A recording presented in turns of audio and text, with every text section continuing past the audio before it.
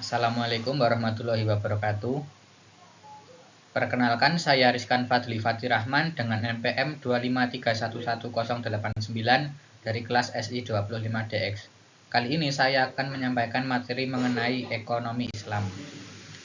Ekonomi Islam adalah suatu cabang ilmu pengetahuan yang berupaya untuk memandang, menganalisis, dan akhirnya menyelesaikan permasalahan ekonomi dengan cara-cara Islami atau cara-cara yang didasarkan atas ajaran Islam, yaitu berlandaskan Al-Quran dan Sunnah Nabi.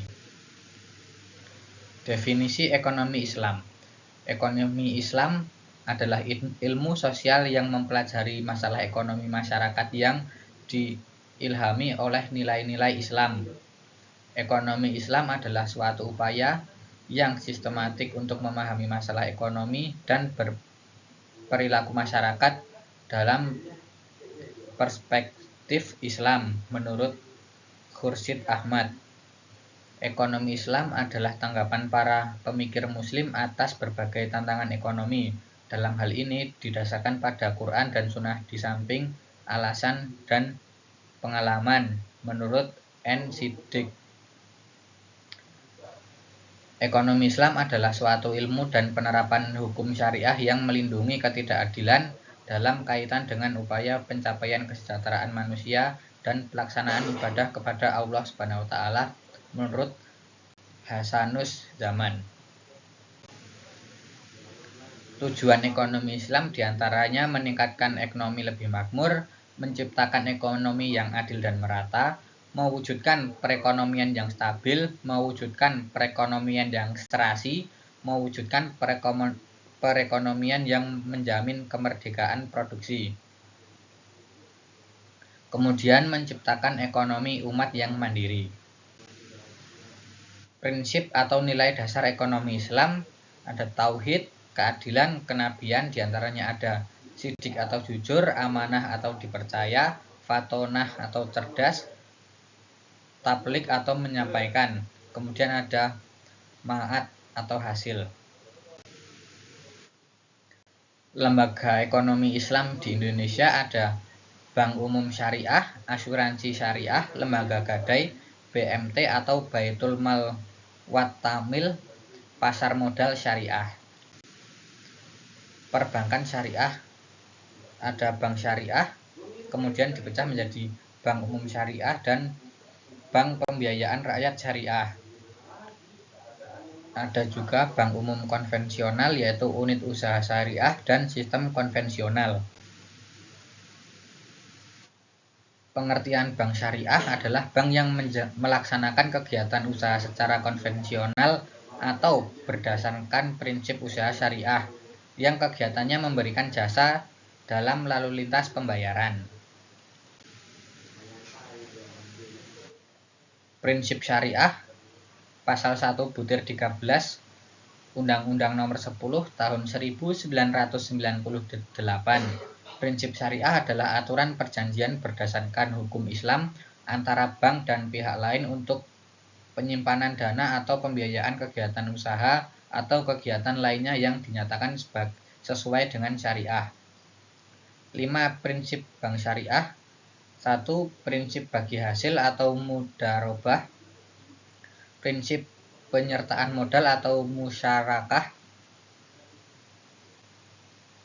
Prinsip jual beli barang dengan memperoleh keuntungan atau murabahah. Kemudian pembiayaan barang modal berdasarkan prinsip sewa murni tanpa pilihan atau ijarah. Pilihan pemindahan kepemilikan atas barang yang disewa dari pihak bank oleh pihak lain atau ijarah wa itikna. Bank syariah turut berperan dalam menunjang pembangunan ekonomi bangsa Indonesia, terutama melalui upaya peningkatan peranan pengusaha muslim dalam perekonomian nasional dan bertindak sebagai katalisator sebagai pengembangan lembaga-lembaga keuangan syariah di Indonesia. Fungsi dari bank syariah ada manajer investasi, bahwa bank syariah tersebut merupakan manajer investasi dari pemilik dana yang dihimpun, karena besar kecilnya pendapatan atau bagi hasil yang diterima oleh pemilik dana yang dihimpun sangat tergantung pada keahlian, kehati-hatian, dan profesionalisme dari bank syariah. Ada juga jasa keuangan. Bank-bank Islam juga menawarkan berbagai jasa-jasa keuangan lainnya untuk memperoleh imbalan atas dasar agensi kontrak atau sewa. Contohnya meliputi letter of guarantee, wire transfer, letter of credit, dan lain sebagainya. Investasi yang mulai sesuai dengan syariah tersebut meliputi akad murabahah, sewa menyewa atau leasing, musyarakah, akad mudarobah, akad salam atau istisna, pembentukan perusahaan atau akuisisi pengendalian atau kepentingan lain dalam rangka mendirikan perusahaan, memperdagangkan produk dan investasi atau memperdagangkan saham yang dapat diperjualbelikan. Fungsi sosial, yaitu konsep perbankan Islam mengharuskan bank-bank Islam memberikan pelayanan sosial, apakah melalui dana qard atau pinjaman kebajikan, atau zakat dan dana sumbangan sesuai dengan prinsip Islam. Kajian terhadap asuransi. Pemahaman terhadap asuransi konvensional adalah haram, yang tergantung dalam unsur gharar, maisir, dan riba. 1. Unsur gharar adalah terdapat dalam bentuk akad atau perikatan yang melandasi penutupan polis. Akad yang terdapat dalam asuransi konvensional dikategorikan sebagai akad tabaduli atau akad pertukaran, yaitu pertukaran pembayaran premi dengan uang pertanggungan. Unsur gharar ini juga terdapat pada sumber dana pembayaran klaim pada asuransi konvensional adalah tidak jelas asalnya. Kedua, unsur maisir terjadi apabila peserta asuransi atau pemegang polis membatalkan kontraknya pada masa reversing period. Ia tidak menerima kembali uang yang telah dibayarkan kecuali sebagian kecil saja, atau biasanya kurang dari 5%. Unsur riba tergantung dalam melakukan usaha dan investasi yang menggunakan sistem bunga, terutama oleh bank-bank konvensional dan funds manager company. Definisi pegadaian syariah. Menjadikan suatu benda berharga dalam pandangan syarok sebagai jaminan hutang, dengan kemungkinan hutang tersebut bisa dilunasi dengan barang tersebut atau sebagainya. Rukun dalam syarat pegadaian syariah. Yang pertama ada rahin, yaitu orang yang menggadaikan. Kedua, murtahin, yaitu orang yang menerima gadai. Kemudian marhun, yaitu barang jaminan. Dengan syarat mempunyai nilai syariat, harus ada pada waktu akad, kemudian harus bisa diserahkan kepada murtahin atau wakilnya.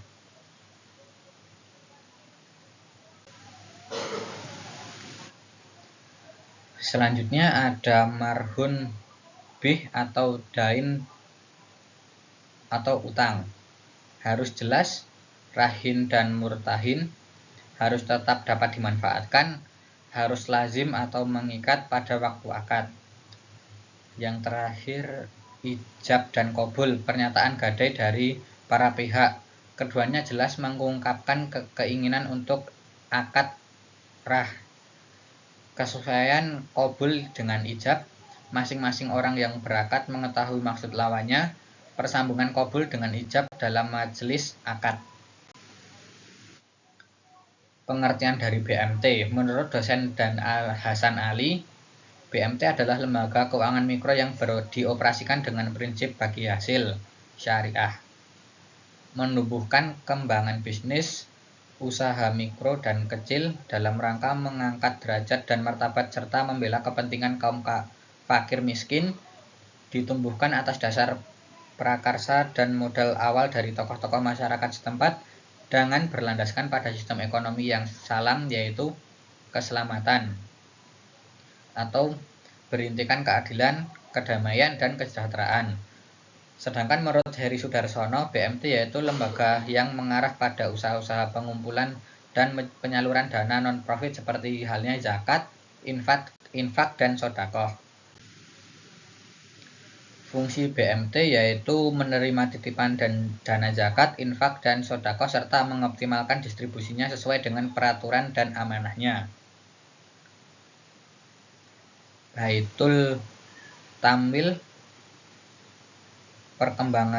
melakukan kegiatan pengembangan usaha-usaha produktif dan investasi dalam meningkatkan kualitas ekonomi pengusaha mikro dan kecil, terutama dengan mendorong kegiatan menabung dan menunjang pembiayaan kegiatan ekonominya. Dasar hukum BMT, dalil Quran surat At-Taubah ayat 60 dan ayat 103 yang menjelaskan tentang perintah berzakat, di mana pada zaman Rasulullah Baitul Mal didirikan dengan fungsi untuk menyimpan uang-uang zakat dan lainnya. Kemudian dalil Al-Quran surat Al-Baqarah ayat 275 sampai 280. Prinsip pasar modal syariah ada pembiayaan dan investasi pada aset atau kegiatan usaha yang halal, spesifik dan bermanfaat, dan dilakukan dengan bagi hasil. Uang adalah alat bantu pertukaran nilai. Pemilik harta menerima bagi hasil dari manfaat yang timbul dari kegiatan usaha, maka pembiayaan dan investasi harus pada mata uang yang sama dengan pembukuan kegiatan usaha. Akad yang terjadi antara pemilik harta atau investor dengan pemilik usaha atau emiten, dan tindakan maupun informasi yang diberikan kepada pemilik usaha serta mekanisme pasar atau bursa dan self-regulating organization lainnya tidak boleh menimbulkan keraguan yang menyebabkan kerugian. Investor dan emiten tidak boleh mengambil risiko melebihi kemampuan atau maisir yang dapat menimbulkan kerugian dan sebenarnya dapat dihindari. Investor, emiten maupun bursa dan self-regulation organization lainnya tidak boleh melakukan hal-hal yang menyebabkan gangguan yang disengaja atas mekanisme dasar, baik dari segi penawaran atau suplai maupun dari segi permintaan atau demand. Cukup sekian dari saya. Wassalamualaikum warahmatullahi wabarakatuh.